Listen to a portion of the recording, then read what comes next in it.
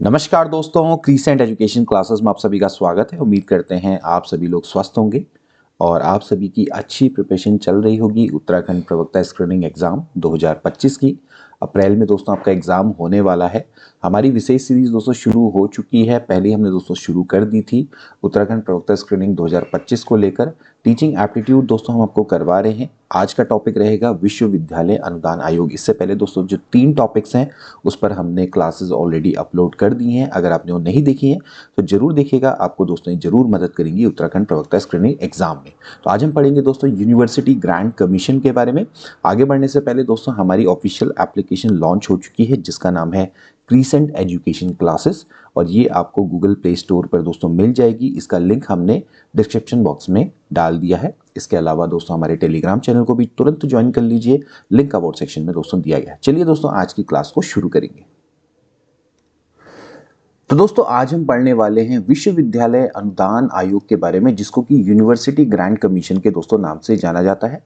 विश्वविद्यालय अनुदान आयोग दोस्तों भारत सरकार के शिक्षा मंत्रालय के अधीन एक वैधानिक संगठन है दोस्तों, और इसका स्थापना का उद्देश्य विश्वविद्यालय शिक्षा के संवर्धन से संबंधित है। उनमें समन्वय की बात करें, विश्वविद्यालयों में शिक्षण कार्य, परीक्षा कैसे होगी, अनुसंधान, उन सबके मानकों के निर्धारण, उनके रखरखाव के संबंध में ही दोस्तों इस विश्वविद्यालय अनुदान आयोग का गठन किया गया था। अब अगर थोड़ा सा इसके हिस्टोरिकल फैक्ट की दोस्तों हम बात करें तो सबसे पहले विश्वविद्यालय अनुदान आयोग का गठन वर्ष 1945 में सार्जेंट रिपोर्ट के आधार पर दोस्तों किया गया था। The university grant commission was formed in 1945 on the basis of sergeant report. उस समय पर दोस्तों इसका नाम विश्वविद्यालय अनुदान समिति हुआ करता था।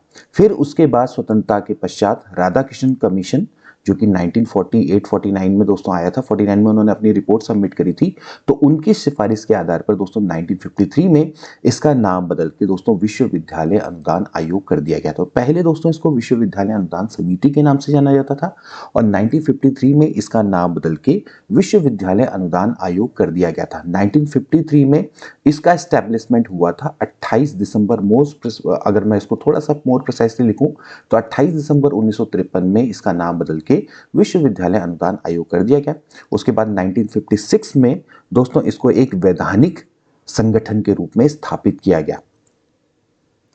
तो यहां पर दोस्तों आपको कुछ इंपॉर्टेंट डेट्स हैं, उनको दोस्तों ध्यान में रखना है। एक तो 1956 वाली, यहां पर दोस्तों इसको वैधानिक संगठन के रूप में स्थापित किया गया। एक संसद के अधिनियम के द्वारा विश्वविद्यालय शिक्षा के संवर्धन के लिए दोस्तों इसको एक वैधानिक निकाय के रूप में स्थापित किया गया था। ओके, 28 दिसंबर 1953 को इसका नाम बदल के विश्वविद्यालय अनुदान समिति से विश्वविद्यालय अनुदान आयोग किया गया। बेसिकली इसका जो एस्टेब्लिशमेंट है वो है 28 दिसंबर 1953 और 1945 में इसको विश्वविद्यालय अनुदान समिति के नाम से जाना जाता था। तो कोई भी आपको यहाँ पर डाउट नहीं होना चाहिए। इसके बाद अब बात करेंगे आयोग में कौन कौन रहते हैं। देखिए, आयोग में एक अध्यक्ष है, एक उपाध्यक्ष है, 10 अन्य सदस्य होते हैं। ठीक है, the commission consist of chairman, vice chairman and 10 other member, जिनका जो कार्यकाल होता है, जिनका टेन्योर होता है 5 वर्ष या 65 वर्ष की आयु तक होता है, और जिसका कार्यकाल एक बार बढ़ाया जा सकता है। उपाध्यक्ष का जो कार्यकाल है दोस्तों वो 3 वर्ष तक का होता है। अब ध्यान रखेंगे दोस्तों, जब हम इसके यूजीसी को दोस्तों जब सांवैधानिक निकाय का दर्जा मिला था यानी कि 1956 में, तो उस समय पर जो सीडी देशमुख थे, डॉक्टर सीडी देशमुख, इनको यूजीसी का प्रथम अध्यक्ष दोस्तों माना जाता है। अब ध्यान रखेंगे कि वैसे सांवैधानिक निकाय का दर्जा मिलने से पहले यूजीसी के प्रथम अध्यक्ष थे शांति स्वरूप भटनागर। अगर आपसे सिंपली पूछा जाएगा कि यूजीसी के प्रथम अध्यक्ष कौन थे, तो वो थे शांति स्वरूप भटनागर, यानी कि 1953 की दोस्तों हम बात करेंगे जब ये स्टैब्लिश हुआ था। 28 दिसंबर जब इसका नाम परिवर्तन हुआ था विश्वविद्यालय अनुदान समिति से विश्वविद्यालय अनुदान आयोग, तो उस समय पर जो यूजीसी के प्रथम अध्यक्ष थे वो थे शांति स्वरूप भटनागर। लेकिन 1956 में इसको मिला सांविधिक निकाय का दर्जा, और सांविधिक निकाय का दर्जा रियल में एस्टेब्लिशमेंट दोस्तों 1956 ही माना जाना चाहिए यूजीसी का। देन उसके बाद जो इसके प्रथम अध्यक्ष बने वो मिले डॉक्टर सीडी देशमुख। तो यहाँ पर आपको मैं सारी चीजें क्लियर कर रहा हूँ, क्योंकि अदरवाइज क्या होता है कि काफी सारे जो क्वेश्चंस होते हैं वो कैंडिडेट्स के द्वारा पूछे जाते हैं, उनमें हमेशा कंफ्यूजन रहता है। तो सारे कंफ्यूजन को आपको क्लियर करते हुए चलेंगे, फिर एमसीक्यू में आपको कोई भी कंफ्यूजन नहीं रहेगा। So doctor CD Deshmukh become the first chairman of UGC in 1956 after UGC got the status of statutory body, and before getting the status of statutory body, the first chairman of UGC was Shanti Swarup Bhatnagar. अब बात कर लेते हैं UGC क्या है। तो UGC दोस्तों भारत सरकार का एक वैधानिक संगठन है जिसे उच्च शिक्षा संस्थानों की गुणवत्ता को बनाए रखने और उन्हें वित्तीय सहायता प्रदान करने के लिए स्थापित किया गया है। तो देखिए उच्च शिक्षा संस्थानों की गुणवत्ता यानी कि उनकी क्वालिटी को मेंटेन करने के लिए दोस्तों इसको बनाया गया। साथ ही साथ दोस्तों ये क्या करता है, फाइनेंशियल असिस्टेंट भी प्रदान करता है, यानी कि जो वित्तीय सहायता है उनको दोस्तों ये भी प्रदान करता है, अनुदान देता है आपकी यूनिवर्सिटी को। तो विश्वविद्यालय अनुदान आयोग यानी कि university grant commission is a statutory organisation of the government of India established to maintain the quality of higher education institution and provide financial assistance to them. अब देखिए क्वालिटी कैसे होगी, जब आप क्या करेंगे, शिक्षा का संवर्धन करेंगे, उसमें जहां पर जो शिक्षण है उनके मानक आप निर्धारित करेंगे, परीक्षाओं के मानक क्या होने चाहिए, अनुसंधान के मानक है उनको निर्धारित करेंगे। यूजीसी दोस्तों आपकी नेट की परीक्षा भी करवाता है। तो एक तरह से जो उच्च शिक्षा है उसके संवर्धन में दोस्तों ये लगा रहता है और साथ ही साथ अनुदान भी प्रदान करता है। इसका जो मुख्यालय दोस्तों हेडक्वार्टर है वो नई दिल्ली में अवस्थित है और इसके 6 क्षेत्रीय कार्यालय हैं, यानी कि इसका जो हेडक्वार्टर है it is located in new Delhi and it has 6 regional office.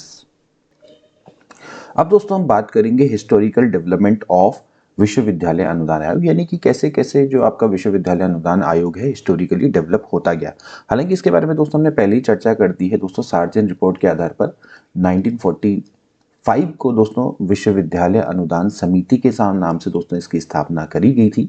उसके बाद दोस्तों 1948-49 में दोस्तों राधाकृष्णन आयोग दोस्तों आया था, जो कि स्वतंत्रता के बाद भारत सरकार का पहला एक आयोग था जिसको उच्च शिक्षा की स्थिति की समीक्षा करनी थी, उस पर अपनी रिपोर्ट को प्रस्तुत करना था। इसके बारे में दोस्तों हम पहले डिस्कस कर चुके हैं, प्रीवियस क्लास को जरूर देख लेना। तो स्वतंत्रता के बाद भारत सरकार ने उच्च शिक्षा की स्थिति की समीक्षा के लिए डॉक्टर सर्वपल्ली राधाकृष्णन की अध्यक्षता में एक आयोग का गठन किया था और इस आयोग ने विश्वविद्यालयों की स्वायत्तता और गुणवत्ता सुनिश्चित करने के लिए एक केंद्रीय संगठन की स्थापना की सिफारिश करी, जो कि आगे जाके यूनिवर्सिटी ग्रांट कमीशन बना। So the commission recommended the establishment of central organisation to ensure the autonomy and quality of university. Okay, so 1953 में दोस्तों फिर यूजीसी का दोस्तों गठन हुआ। सो 1953 में उस समय पर जो तत्कालीन शिक्षा मंत्री थे मौलाना अबुल कलाम आजाद ने आधिकारिक तौर पर विश्वविद्यालय अनुदान आयोग की स्थापना की घोषणा करी। तो कब करी थी दोस्तों, मैं आपको मोर प्रिसाइसली बता दूं, यहाँ पर मैंने डेट नहीं लिखी है लेकिन फिर भी आप नोट डाउन कर लीजिएगा। 28 दिसंबर 1953 को दोस्तों इसकी आधिकारिक तौर पर स्थापना की गई। इसका जो मेन मकसद था वो उच्च शिक्षा के संस्थानों को वित्तीय सहायता प्रदान करना। It means objective was to provide financial assistance to the institution of higher education and ensure their quality, यानी कि उनकी गुणवत्ता को सुनिश्चित करना था दोस्तों। इसके बाद बात करेंगे दोस्तों यूजीसी अधिनियम, जो कि आया था 1956 में। सो 1956 में भारत संसद ने विश्वविद्यालय अनुदान आयोग अधिनियम दोस्तों पारित किया, जिससे यूजीसी को दोस्तों एक वैधानिक निकाय का दर्जा दिया गया और यह अधिनियम यूजीसी को उच्च शिक्षा के क्षेत्र में मानक स्थापित करने, समन्वय करने और अनुदान प्रदान करने का अधिकार देता है। तो बहुत दोस्तों ये इंपॉर्टेंट यहाँ से क्वेश्चन बनता है कि कभी कभार ये आता है कि भैया यूजीसी है उसको उच्च शिक्षा के क्षेत्र में स्टैंडर्ड स्थापित करने, समन्वय करने और अनुदान प्रदान करने का अधिकार कौन देता है, तो वो देता है यूजीसी अधिनियम 1956। सो in 1956, the Indian Parliament passed the University Grant Commission Act, which gave the UGC the status of statutory body. The act empowers the UGC to set standards, coordinates, and award grants in the field of higher education. अब दोस्तों बात करेंगे UGC ने आखिरकार क्या क्या किया है आफ्टर हिज एस्टैब्लिशमेंट, यानी कि अब जब उसका एस्टैब्लिशमेंट हुआ 1956 में, बेसिकली जब संवैधानिक निकाय का दर्जा मिला, तो संवैधानिक निकाय का दर्जा के बाद इसने क्या क्या चीजें करी हैं। तो जैसे 1966 और 1960 और 70 के दशक में यूजीसी ने उच्च शिक्षा की गुणवत्ता में सुधार के लिए बहुत सारी पहलें स्टार्ट करी, कई सारे कार्यक्रम दोस्तों इन्हें स्टार्ट किए। UGC launch various initiative to improve the quality of higher education, जैसे कि नए विश्वविद्यालयों की स्थापना करी गई, कॉलेजों की स्थापना की गई, अनुसंधान को प्रोत्साहित किया गया और पीजी जो हमारी पोस्ट ग्रेजुएट एजुकेशन है उसमें काफ़ी सारे सुधार किए गए। तो 1960 और 70 के दौरान पे यूजीसी का मेन काम यही था कि हायर एजुकेशन की क्वालिटी को सुधार करना है, जिसके लिए उन्होंने नए यूनिवर्सिटी एंड कॉलेज की स्थापना करी, प्रमोशन किया रिसर्च का and reform in post graduate education. इसके बाद 1980 और 90 के दशक में फिर यूजीसी ने उच्च शिक्षा में ये प्रमोट किया डाइवर्सिटी एंड इंक्लूसिवनेस, यानी कि विविधता और समावेशिता को बढ़ाने के लिए कई योजनाएं और कार्यक्रम शुरू किए। ठीक है ना, विविधता भी लाए कि भैया उच्च शिक्षा में विविधता होनी चाहिए, समावेशिता होनी चाहिए, यानी कि सभी का इंक्लूजन होना चाहिए। ठीक है ना, तो महिला शिक्षा की इन्होंने बात करी, अनुसूचित जाति जनजाति और अन्य पिछड़े वर्गों के लिए विशेष सहायता कार्यक्रम चलाए। तो यूजीसी ने उच्च शिक्षा में विविधता और समावेशिता को बढ़ाने के लिए कई योजनाएं और कार्यक्रम शुरू किए गए थे, जो कि 1980 से 1990 के दशक में चले। ये आपने थोड़ा सा यहाँ पर ध्यान रखना है। तो जैसे महिला शिक्षा से संबंधित, इसके अलावा schedule caste, schedule tribe, OBC से संबंधित विशेष सहायता कार्यक्रम इनके द्वारा चलाए गए।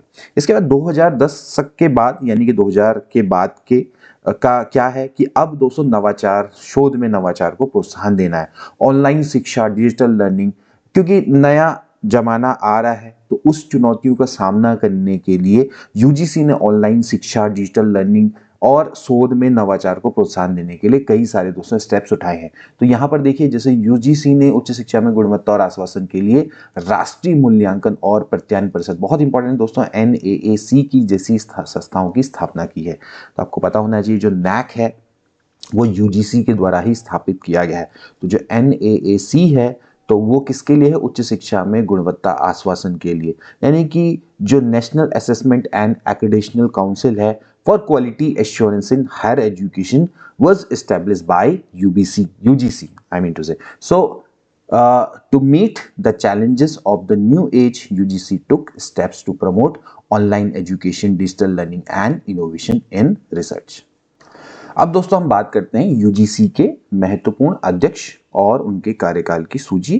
थोड़ा सा इसके बारे में पढ़ लेते हैं, बाकी इतना ही काफी रहेगा। यूजीसी के कुछ महत्वपूर्ण अध्यक्ष और उनके कार्यकाल। सबसे पहले हम बात करेंगे डॉक्टर स्वाति स्वरूप भटनागर, जो कि 1953 में जब यूजीसी स्टैब्लिश हुआ था टिल 1956। तो यूजीसी के दोस्तों पहले अध्यक्ष माने जाते हैं और इनके कार्यकाल के दौरान ही यूजीसी की आधारशिला रखी गई, तो इसका गठन हुआ था। ओके, इसके बाद बात करेंगे डॉक्टर सीडी देशमुख, 1956 से 61। ये योजना आयोग के पहले उपाध्यक्ष भी थे और भारत के रिजर्व बैंक के पहले गवर्नर भी थे, इसको भी ध्यान रखेंगे। और इनके दौरान ही 1956 में जो यूजीसी है उसको स्टैट्यूटरी बॉडी का या सांविधिक निकाय का दर्जा मिला था। तो सांविधिक निकाय बनने के बाद जो पहले अध्यक्ष हैं वो हैं डॉक्टर सीडी देशमुख। इसके बाद है प्रोफेसर सैम हिगिनबॉटम। ओके, तो ये 61 से 64 थे। ये इलाहाबाद कृषि संस्थान के संस्थापक और प्रमुख भी थे। तो थोड़ा सा इनके बारे में भी हम पढ़ लेते हैं। और आज की बात करेंगे तो वो है प्रोफेसर एम जगदीश कुमार, 2022 से वर्तमान तक जवाहरलाल यूनिवर्सिटी जेएनयू के पूर्व कुलपति हैं। इन्होंने यूजीसी अध्यक्ष के रूप में अपनी सेवा शुरू करी और शिक्षा में नई नीतियों और सुधारों को लागू करने पर फिलहाल ध्यान केंद्रित किया है। तो फिलहाल कौन है? Professor M Jagadesh Kumar. अब फटाफट से दोस्तों यूजीसी के जो कार्य है उनको जान लेते हैं। यूजीसी का प्रमुख कार्य और जिम्मेदारी क्या क्या है? सबसे पहले दोस्तों मान्यता देना, जो उच्च शिक्षा संस्थान है उनको मान्यता प्रदान करना, सुनिश्चित करना कि संस्थान न्यूनतम मानकों का पालन कर रहे हैं या नहीं कर रहे हैं। वो जो स्टैंडर्ड्स हैं वो यूजीसी के द्वारा ही बनाए जाते हैं। To grant recognition to higher education institution and ensure that these institution are following minimum standards और नॉट। ओके, इसके बाद वित्तीय सहायता देना, फाइनेंशियल असिस्टेंस, विश्वविद्यालय और कॉलेजों को वित्तीय अनुसंधान और सहायता प्रदान करना। Okay, to provide financial grants and assistance to university and colleges.